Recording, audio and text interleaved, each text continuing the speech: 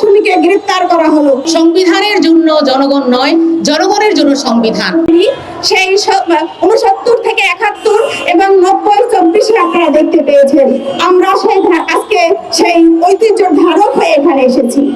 আজকের এই মানববন্ধন কোন সংঘাতের মানববন্ধন নয়, এটি ন্যায়ের দাবি, এটি মানবিকতার দাবি, এটি আইনের শাসনের দাবি, ন্যায় বিচার, মানবিক মর্যাদা এবং নাগরিক অধিকার রক্ষার দাবি। রাষ্ট্র সংস্কারের জন্য 24-এর গণ অভ্যুত্থান, সংস্কারের জন্য গণভোট নীরবে নির্ভীতে আজকে কাঁদে।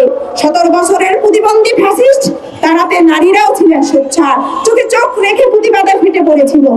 দেয়ালের লেখাগুলো এখনো মুছে যায়নি, সেখানে দিনে নাটক, রাতে আটক। নাটক কম করো প্রিয় নারী, তুমি প্রতিরোধের মিছিলে নিরাপদ।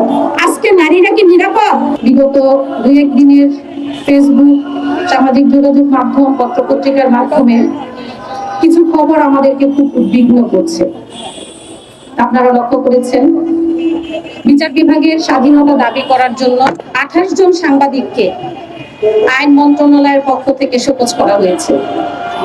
আমরা দেখেছি স্বরাষ্ট্রমন্ত্রী সহ 4 জনের কিছু ছবি পোস্ট করার কারণে যুবককে আটক করা হয়েছে।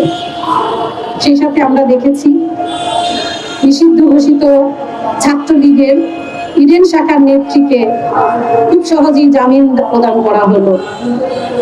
এবং আজকে যে কারণে মানববন্ধন ডাকা হয়েছে, গত 5 এপ্রিল ভোলার সেই সোশ্যাল অ্যাক্টিভিস্ট, জামাত ইসলামের কর্মী সাউদা সুমিন, তিনি কি বলেছেন?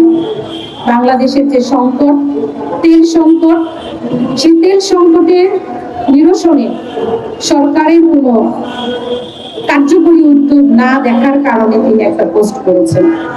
শুধুমাত্র এইটুকু অপরাধে তাকে গভীর রাতে উপরে নির্দেশ আছে এই কথা বলেই গ্রেফতার করা হলো। প্রিয় সাংবাদিক বন্ধুগণ, আপনারা জাতির বিবেক, আপনাদের মাধ্যমে আমরা সরকারকে, সংশ্লিষ্ট মহলকে আমরা অবগত করতে চাই,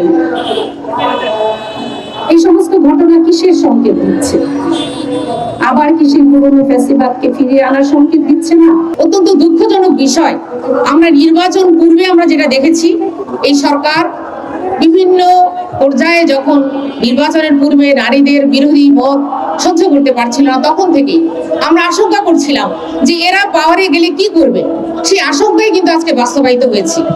আমাদের নারীদের উপর অনেক ধরনের হুমকি ধমকি, ফিজিক্যালি তাদেরকে টর্চার করা, হ্যারাস করা, এগুলো কিন্তু তারা করেছে। সেই নির্বাচনী মাঠে আমরা দেখেছি।